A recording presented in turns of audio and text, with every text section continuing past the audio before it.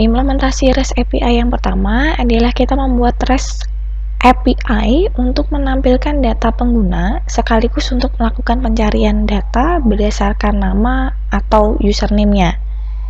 Maka pada folder model tambahkan sebuah file baru, kemudian berikan nama pengguna_model.php. Di dalam file pengguna_model tambahkan deklarasi kelas yaitu pengguna_model sama seperti nama filenya dengan extend ke kelas ci_model. Kemudian tambahkan sebuah konstruktor yang nantinya digunakan untuk load atau akses database-nya.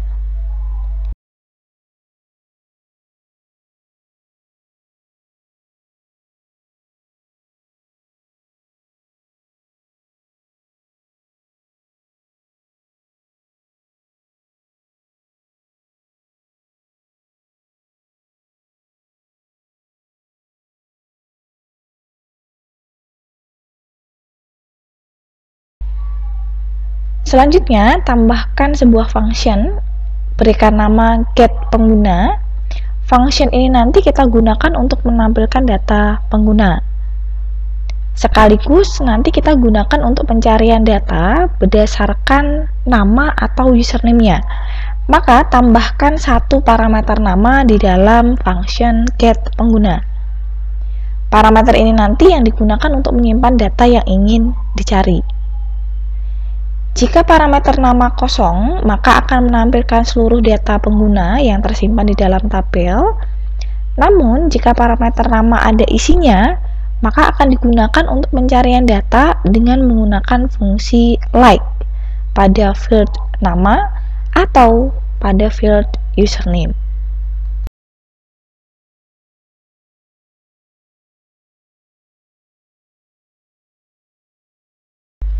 Jika kalian kesulitan bagaimana menerapkan select dalam PHP, kalian bisa melihat user guide yang disediakan oleh CodeIgniter. Tinggal kalian akses saja website CodeIgniter, kemudian pilih menu Learn, tinggal masukkan saja keyword yang ingin dicari, misalkan select, maka akan ditampilkan tutorial secara lengkap penggunaan select dalam PHP, mulai dari menampilkan seluruh data, select dengan join, penggunaan where, like, in, dan lain sebagainya. Buka kembali kelas pengguna_model, kemudian implementasikan fungsi like seperti yang ada di user guide untuk melakukan pencarian data pada field nama atau username. Maka akan digunakan dua fungsi, yaitu like dan orLike seperti berikut ini.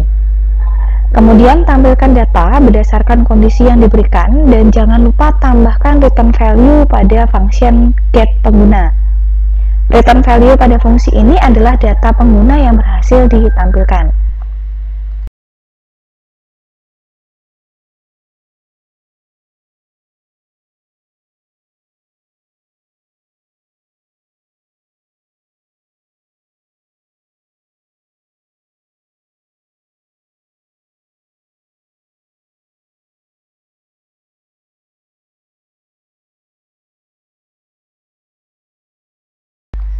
Langkah selanjutnya adalah membuat kelas controllernya, maka arahkan pada folder controller, kemudian tambahkan satu file baru, berikan nama pengguna.php.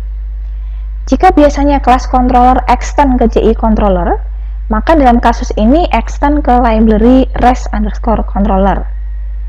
Sebelum digunakan, maka tambahkan terlebih dahulu library REST_controller sebelum nantinya dipanggil di bagian extends.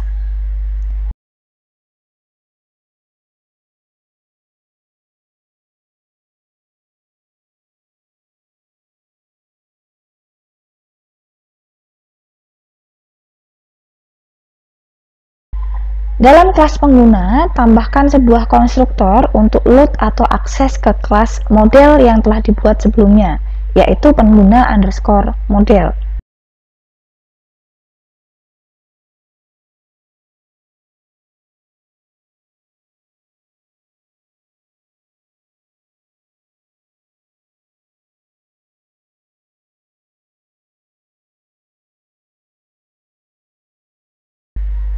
Kemudian buat sebuah function untuk menampilkan data penggunanya. Namun, Sebelum kita panggil function get pengguna yang ada di kelas model, kita isikan terlebih dahulu parameter nama yang dibutuhkan oleh function tersebut.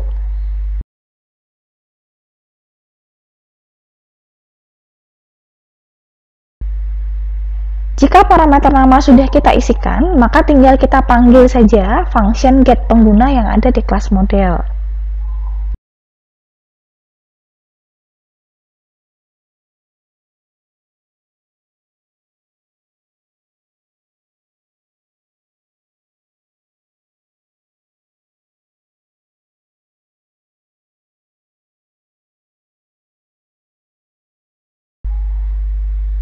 Deklarasikan pula respon yang nantinya akan ditampilkan ke klien.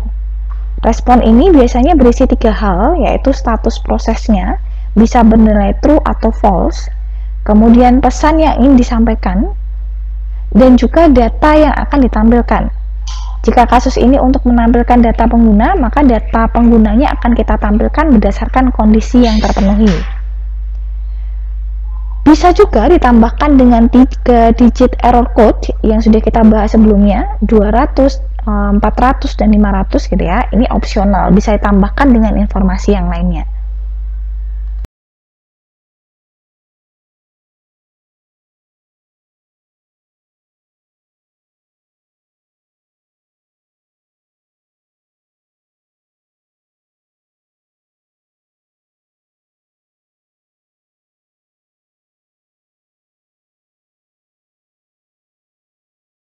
Jangan lupa tambahkan baris kode untuk menampilkan informasi dan data respon yang telah diset sebelumnya. Jika tidak ditampilkan, maka server dianggap tidak memberikan respon terhadap permintaan dari klien.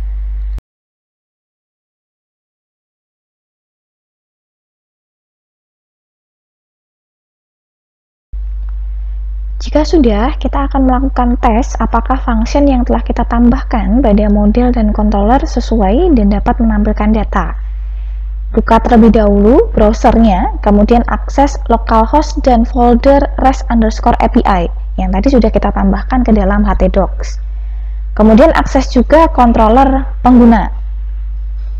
Jika dalam browser ditampilkan informasi seperti status yang bernilai true, kemudian pesan yang berisi data ditemukan, serta data pengguna itu sendiri sesuai dengan data yang tersimpan dalam database, maka function yang kita buat berhasil. Kita juga dapat melakukan tes melalui Postman. Silahkan buka terlebih dahulu Postman kalian, bisa menggunakan yang sudah terinstall di laptop atau menggunakan versi webnya. Supaya API kita rapi, maka kita buat workspace terlebih dahulu. Misalkan di sini saya berikan nama REST_API. Kemudian untuk tipenya kita pilih yang personal. API yang kita punya nanti tidak hanya digunakan untuk mengelola data pengguna saja, namun juga digunakan untuk pengelolaan data yang lain.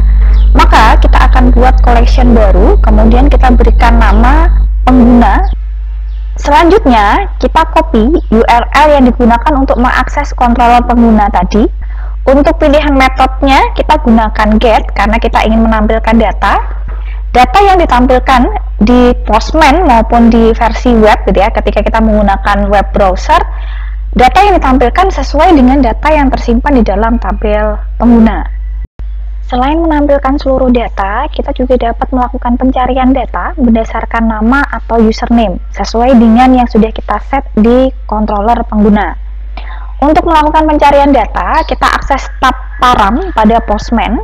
Kemudian kita tambahkan satu parameter baru yaitu nama, dan kita isikan value yang ingin dicari atau nilai yang ingin dicari.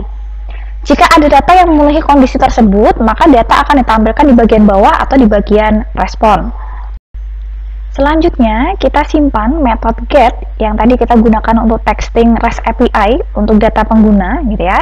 Kita pastikan tersimpan pada collection pengguna. Agar ketika kita butuhkan kembali metode get ini gitu ya, kita tidak perlu membuat ulang, tapi kita tinggal langsung klik saja dan bisa langsung dijalankan.